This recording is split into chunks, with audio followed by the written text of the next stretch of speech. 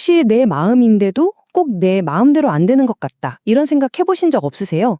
오늘 바로 그 질문에 대한 답을 찾아보려고 합니다. 심리학의 세 거장, 프로이트, 아들러, 그리고 융의 세계로 한번 들어가 볼 건데요. 이들의 아이디어가 지금의 나를 어떻게 설명하는지 그 놀라운 연결고리를 지금부터 함께 찾아보시죠. 자, 그래서 제가 여러분께 바로 질문을 한번 던져볼게요. 당신은 정말 당신 마음의 주인이라고 자신할 수 있나요? 이 도발적인 질문은요, 인류가 스스로를 가장 잘 안다고 믿었던 19세기에 처음 던져졌습니다. 몇몇 사상가들이 그 믿음 자체에 아주 거대한 의심을 품기 시작한 거죠.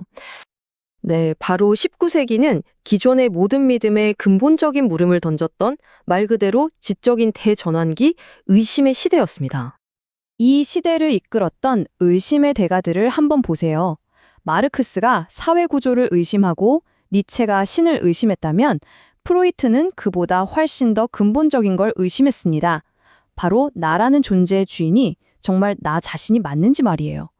그의 의심은 우리 마음 가장 깊은 곳을 향하고 있었습니다. 프로이트는 뭐랄까 마치 마음의 고고학자 같았어요. 우리를 비밀리에 조종하고 있는 그 숨겨진 정신의 층을 파헤치기 시작한 거죠. 프로이트는 바로 이 한마디로 기존의 세계관을 완전히 뒤흔들어 놨습니다. 우리를 움직이는 진짜 힘은 우리 눈에 보이지도 않는 무의식이라는 거죠. 지금 내가 생각하고 느끼는 이 나는 이 집의 진짜 주인이 아니라는 정말 충격적인 선언이었습니다. 프로이트는 우리 마음을 거대한 빙산에 비유했는데요. 물 위에 떠 있는 우리가 볼 수 있는 작은 부분이 바로 의식이라면요. 진짜 중요한 건 그 물 아래에 잠겨 있는 거대한 얼음덩어리, 바로 무의식이라는 겁니다. 우리 삶의 방향을 결정하는 진짜 힘은 정작 우리 눈에 보이지 않는 곳에 있었던 거죠. 그러니까 우리 마음 속에서는요, 끊임없이 전투가 벌어지고 있는 셈이에요. 지금 당장 이걸 원해 라고 소리치는 충동적인 원초와 그리고 안 돼, 그건 나쁜 거야 라고 말하는 도덕적인 초자. 이 둘 사이에서 현실적인 해결책을 찾으려고 애쓰는 중재자가 바로 자아입니다. 이 셋의 힘겨루기가 바로 우리의 성격을 만드는 거죠. 크로이트는 여기서 더 나아가서 지금의 내 성격이 아주 어린 시절에 결정된다고 봤습니다. 이 5단계를 거치면서 겪었던 아주 작은 경험 하나하나가 평생 지워지지 않는 마음의 무늬를 새긴다는 거죠. 하지만 프로이트의 생각에 모두가 동의했던 건 아니에요. 그의 가장 뛰어난 동료 중 한 명이었던 알프레드 아들러가 반기를 들었습니다. 그는 인간이 그렇게 단순히 과거의 충동에 휘둘리는 존재가 아니다. 우리를 움직이는 건 뭔가 다른 게 있다. 라고 주장했죠. 그러니까 핵심은 바로 이겁니다. 프로이트와 아들러가 왜 갈라서는지 보여주는 근본적인 시각 차이죠. 프로이트는 과거의 경험이 우리를 뒤에서 민다고 봤지만 아들러는 미래의 목표가 우리를 앞에서 끌어당긴다고 봤습니다. 과거의 노예가 아니라 미래를 만들어가는 개척자라는 완전한 관점의 전환이었어요. 아들러에게 우리의 약점이나 결핍은 저주가 아니었어요. 오히려 우리를 달리게 만드는 엔진 그 자체였죠. 열등감을 느끼기 때문에 우리는 그걸 극복하려고 더 노력하고 그 과정에서 엄청난 잠재력을 발휘하게 된다는 겁니다. 아들러 이론 중에서 특히 재미있는 게 바로 이 출생 순서예요. 여러분은 혹시 몇째로 태어나셨나요?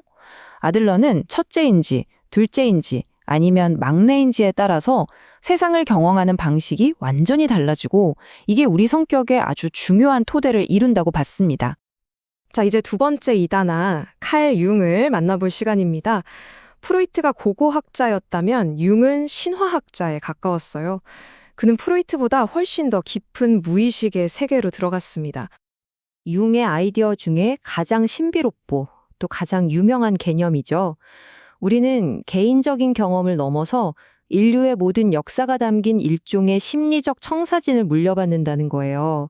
전 세계 신화나 종교, 민담에 왜 그렇게 비슷한 이야기들이 공통적으로 나타나는지 그게 바로 이 집단 무의식의 증거라고 봤습니다. 이 거대한 집단 무의식 속에는요, 우리 모두가 이미 알고 있는 캐릭터들이 살고 있습니다. 융은 이걸 원형이라고 불렀죠.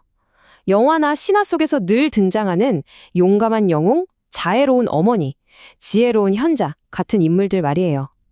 우리는 이런 이야기들을 굳이 배우지 않아도 이미 그 의미를 알고 있죠. 근데 융의 이런 추상적인 개념들이 사실 오늘날 우리에게 아주 개인적이고 또 아주 현대적으로 적용되고 있다는 사실 혹시 알고 계셨나요? 네, 바로 세계에서 가장 유명한 성격 검사인 MBTI입니다. 융이 제시했던 외향성 E와 내향성 I, 감각 S와 직관 N, 사고 T와 감정 F라는 이 심리 기능들의 조합이 바로 MBTI 16가지 성격 유형의 뿌리가 된 겁니다.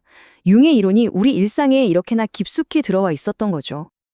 자, 그럼 이제 각기 다른 렌즈로 인간의 마음을 들여다본 이 세 거장의 그림을 한번 합쳐볼까요? 100년도 더 된 이들의 아이디어가 어떻게 지금의 당신을 설명하고 있는지 말입니다. 결국 세 사람은 각기 다른 방식으로 우리에게 말을 걸고 있어요. 프로이트는 과거를 파헤치는 고고학자처럼 당신의 어린 시절을 묻고, 아들러는 잠재력을 깨우는 코치처럼 당신의 약점을 동력으로 삼으라고 말합니다. 그리고 융은 인류의 거대한 이야기를 탐험하는 신화학자처럼 당신 안에 있는 더 큰 세계를 보라고 하죠. 이들 모두가 인간을 이해하는 정말 강력한 렌즈를 우리에게 선물한 셈입니다. 여러분의 삶은 어떤가요? 과거의 경험이 지금의 당신을 밀고 있나요? 아니면 미래의 목표가 당신을 앞에서 끌어당기고 있나요? 혹은 인류 공통의 거대한 이야기 속에서 당신의 역할을 찾아가고 있는 중인가요? 이들의 이론을 통해서 당신의 이야기를 한번 되돌아보는 건 어떨까요?